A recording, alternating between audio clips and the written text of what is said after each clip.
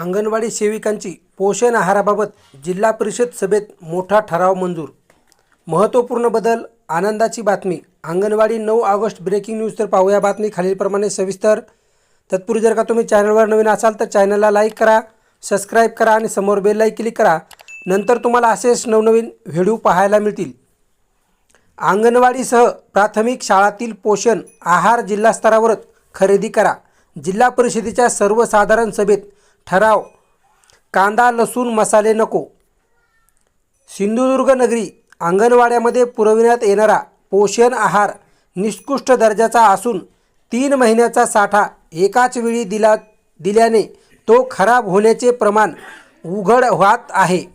तसेच पुरविण्यात येणारा कांदा लसूण मसाला जिल्ह्यातील लहान मुले खात नसल्याने कर्मचाऱ्यांना स्वतःच्या खर्चातून स्थानिक मसाले खरेदी करावे लागत असल्याचा मुद्दा शुक्रवारी झालेल्या जिल्हा परिषद सर्वसाधारण सभेत गाजला। पोषण आहाराची जिल्हा स्तरावर खरेदी करावी आणि कांदा लसूण मसाल्याऐवजी स्थानिक गरजेनुसार साहित्य उपलब्ध करून द्यावे असा ठराव सभेत मंजूर करण्यात आला।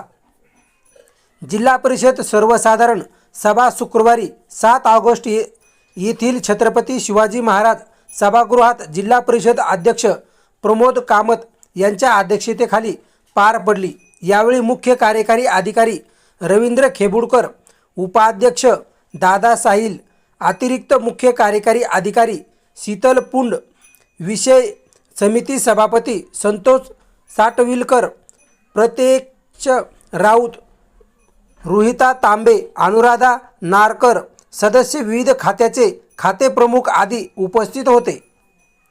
सदस्य दीपलक्ष्मी पडते यांनी हा विषय उपस्थित करत पोषण आहाराच्या गुणवत्तेवर प्रश्न उपस्थित केले।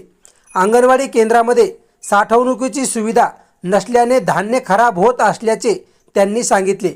या चर्चेत सदस्य संतोष सावंत, सुमेधा पाताडे, मनोज रावराणे आणि हर्षदा वाळके यांनी सहभाग घेतला।